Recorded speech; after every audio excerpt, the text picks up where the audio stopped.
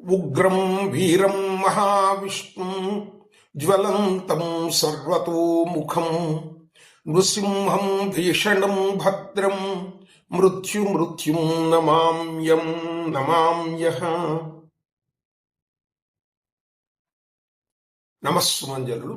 జై శ్రీమన్నారాయణ. గత వీడియోలో మనం సత్యవ్రతుని యొక్క భక్తిని చూశాం. శ్రీ మహావిష్ణువే మత్స్యావతారంలో ఆయన దగ్గరకు వచ్చాడు. భక్తుడికి భగవంతుడు ఎంత ముఖ్యమో భగవంతుడికి కూడా భక్తుడు అంత ముఖ్యం.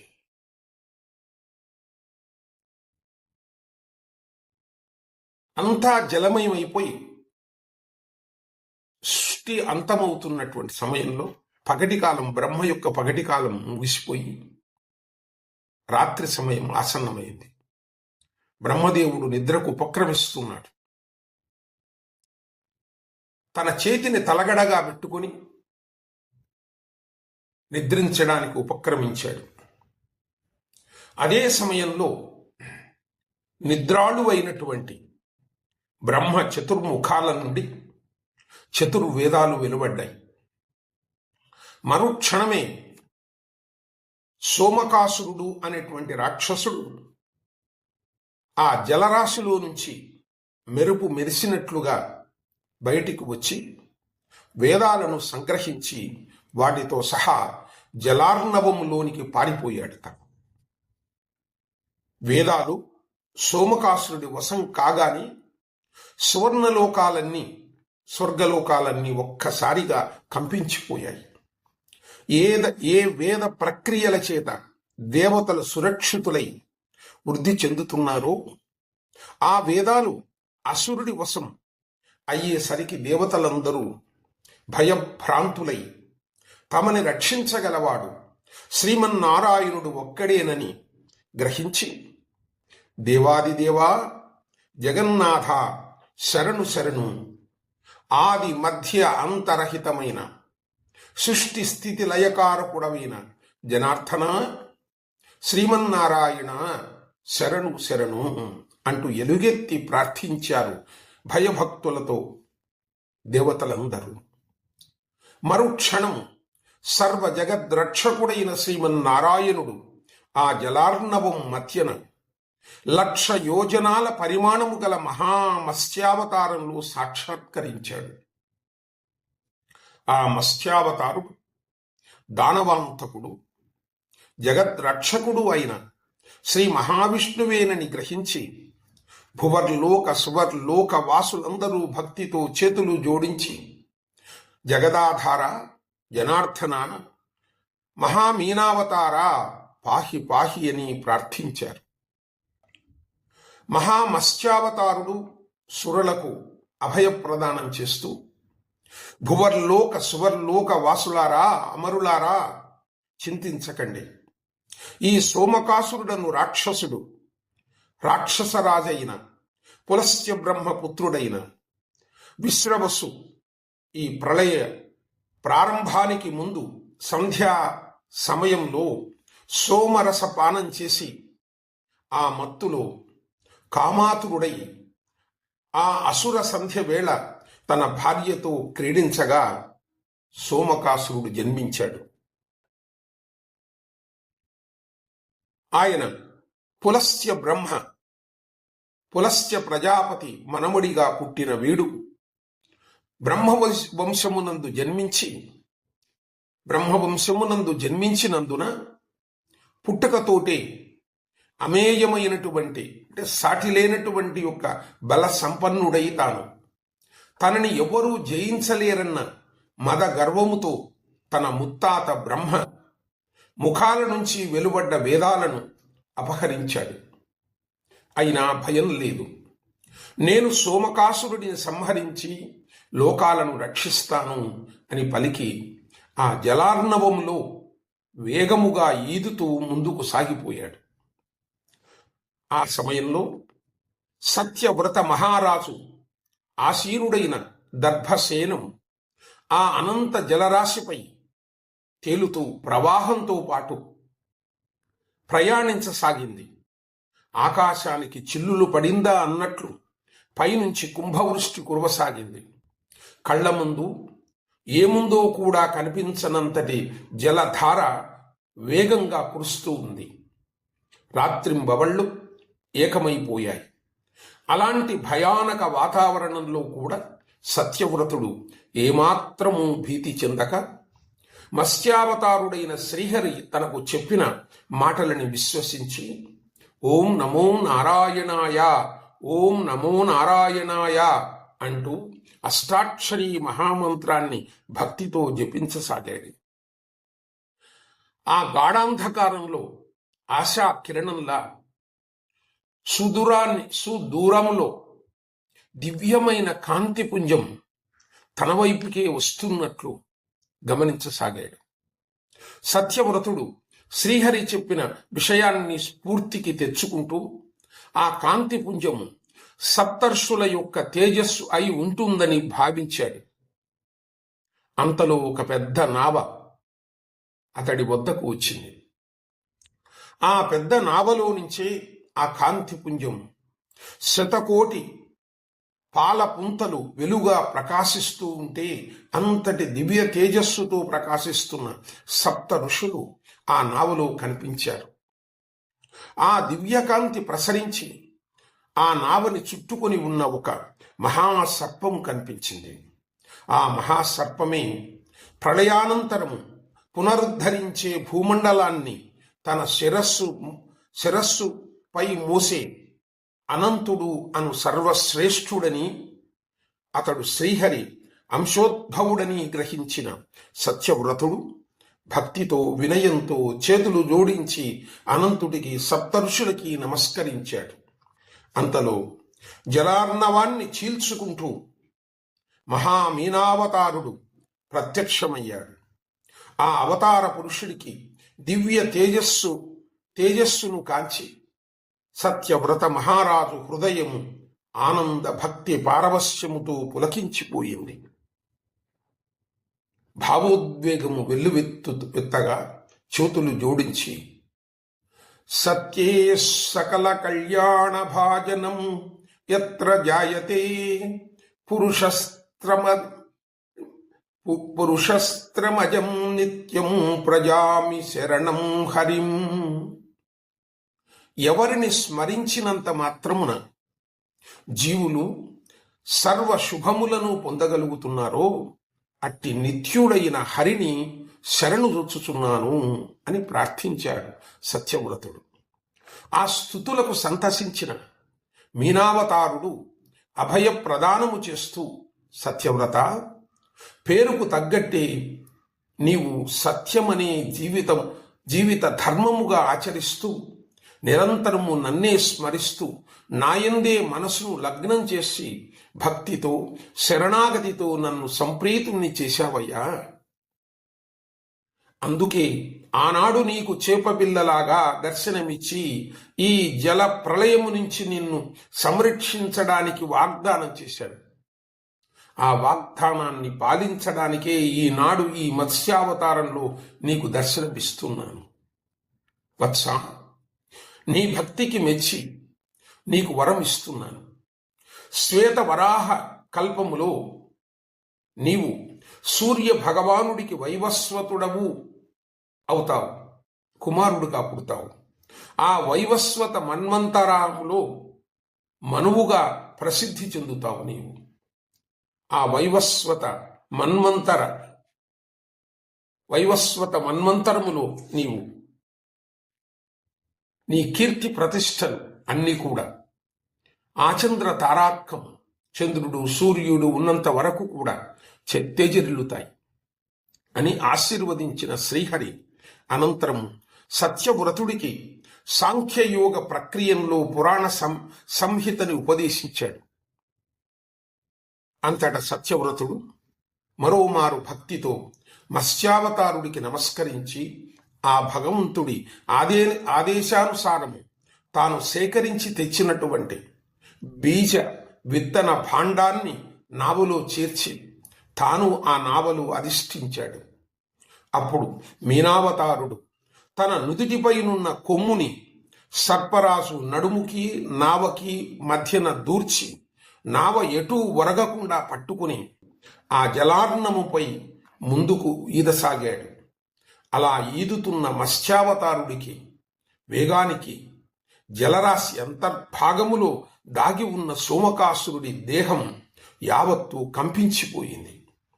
ఆ జలరాశులు ఊహాతీతమైన ఉద్ధృతంతో అతడి నవరంధ్రాల్లోనూ జొరబడి అలలు అలలుగా చెలరేగుతూ అతడిని ఉక్కిరి బిక్కిరి చేశాయి. ఆ బాధని భరించలేక సోమకాసురుడు అమితమైనటువంటి వేగంతో జలరాశిని చీల్చుకుంటూ నీటిపైకి వచ్చాడు. మత్స్యావతారుడిగాంచి దిగ్భ్రాంతి చెందాడు. ఎందుకంటే ఆయన ఆ రూపంలో అత్యద్భుతమైనటువంటి కాంతితో వెలుగుతున్నాడు. తాను గుర్తుపట్టాడు తాను సోమకాసురుడు. హరి, శ్రీహరి, దానవ వైరి, దేవ దానవ మానవ జాతుల వల్ల గాని పశు పక్షి మృగ వృక్ష పశు పర్వత సర్వ క్రిమి కీటకాది జాతుల వల్ల గాని పృథ్వీ జలం అగ్ని వాయు ఆకాశాది పంచభూతముల చేత గాని భూ నభ అంతరాళంలో ఎక్కడ కాని నాకు మరణము సంభవించకుండా నా తండ్రి విశ్వవసువు నాకు వరమిచ్చాడు. బ్రహ్మ మానసపుత్రుడైన పులస్త్య బ్రహ్మపుత్రుడైన ఆ బ్రాహ్మణుడి వరం నాకు మృత్యుంజయ కవచము వంటిది. దానిని ధిక్కరించి నీవు నన్ను సంహరించే ప్రయత్నం చేస్తే బ్రహ్మవాక్కు ధిక్కారంతో పాటు బ్రహ్మహత్యా పాతకము నీకు చుట్టుకుంటుంది. ఆ బ్రాహ్మణుడికి వరాఘాతము జరిగితే క్షణము కూడా ప్రాణాలతో ఉండవు. ఆ మహాపాతకము నువ్వు అనుభవిస్తావు సుమా అని హెచ్చరించాడు. అసురుడి మాటలకి శ్రీహరికి ఆగ్రహం వచ్చింది.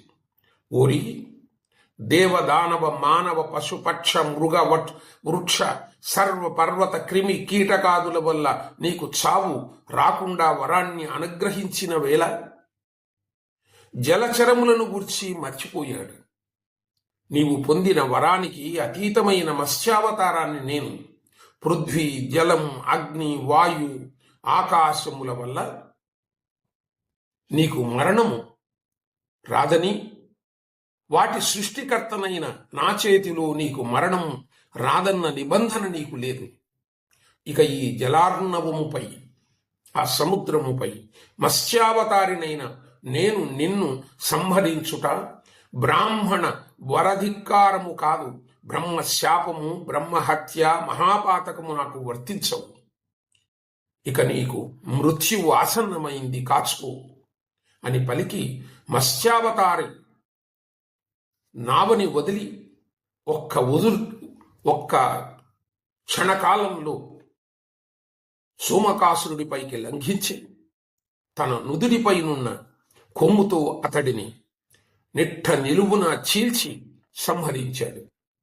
అప్పుడు దేవతలు జయ జయ జయ ధ్వానులు పలుకుతుండగా చతుర్వేదములు వచ్చి మత్స్యావతారుడి హస్తాన్ని అలంకరించాయి. అప్పటి ప్రళయ అంధకారం సమసిపోయింది. దానితో చతుర్ముఖ బ్రహ్మ దేవుడికి మరో పగటి దినం ప్రారంభమైంది. అంతట బ్రహ్మ ఒక్కసారి ఆవులిస్తూ ఒళ్ళు విరుచుకుని నిద్రమత్తు వదిలించుకుంటూ కళ్ళు తెరిచాడు. కాంతి పుంజాలు అంతటా వ్యాపించాయి. తెల్లవారింది. సరస్వతీదేవి కూడా మేల్కొని బ్రహ్మను అనుసరించింది. ప్రాతః సంధ్యా గాయత్రితో దర్శనమివ్వగానే దేవర్షులు మహాగాయత్రి మంత్రానుష్ఠానం ఆరంభించారు. జల ప్రళయము నాటి రాత్రి వల్ల లుప్తమైన తేజస్సు యథావిధిగా దశ దిశలా వ్యాపించింది. ఆ వెలుతుల్లో సృష్టి కార్యాన్ని ఆరంభించాలనుకున్న బ్రహ్మ భూమండలం కనిపించక తెల్లబోయాడు. అప్పుడు మత్స్యావతారుడు అతన్ని సమీపించాడు. అతడిని శ్రీమన్నారాయణుడిగా గుర్తించి వినయపూర్వక వందనము ఆచరించారు బ్రహ్మ సరస్వతులిద్దరు. శ్రీహరి వేదాలని తిరిగి బ్రహ్మకు అప్పగించి, చతుర్ముఖ బ్రహ్మ, త్వరిత కాలంలోనే ఈ జలాలు ఇంకిపోయి భూమి బయటకు పడుతుంది. నీవు అప్పుడు తిరిగి భూలోక సృష్టి ప్రారంభించు. కానీ ఒక్క మాట, బ్రహ్మలమన్న అహంకారముతో నువ్వు కాని నీ మానసపుత్రులైన దక్షాది ప్రజాపతులు గాని, నాకు వంశస్థులు గాని, నీ వంశస్థులు గాని అసుర జాతికి అలవి కాని వరాలు ఇచ్చి ధర్మగ్లానికి లోకనాశనానికి కారకులైతే మీకు వంశక్షయము, పుత్రశోకము, స్వవచనాఘాత పాపము తప్పవు. జాగ్రత్త జాగ్రత్త, తస్మాత్ జాగ్రత్త అని హెచ్చరించి అంతర్హితుడయ్యాను. మత్స్యావతారుడి హెచ్చరిక పులస్త్య బ్రహ్మ భార్య హవిర్భువు కలిచివేసింది ఆమె హృదయాన్ని. నిత్య తపస్సంపన్నురాలు, పతివ్రత శిరోమణి అయిన ఆమె శ్రీహరి మీద కోపం వహిస్తూ, నారాయణ, బ్రహ్మవంశమునకు ఆదిపురుషుడవైన నీవే బ్రహ్మవంశ నాశనమును వంశక్షయమును సంకల్పిస్తావా? ఇందుకు తగిన ఫలము నీవు అనుభవిస్తావు. ఏ అసుర జాతి క్షయం కాక తప్పదని నీవు హెచ్చరించావో ఆ అసుర జాతి వల్లనే నీవు పలుమార్లు వైకుంఠానికి దూరమై పడరాని పాట్లు పడతావు. ఒక్క అసుర జాతి తప్ప ఇతర అన్ని జాతులలో నీవు జన్మించి అసురుల వల్ల ఇక్కట్లు పాలవుతావు. ఇది నా శాపము అని శపించింది హవిర్భువు.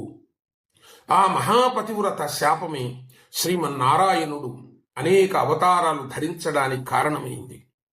శ్రీహరి ధరించిన అనేకానేక అవతారాలలో ప్రాముఖ్యము పొందినవి 20 అవతారాలు కాగా, వాటిల్లో విశేషమైనవి దశావతారములు మాత్రమే.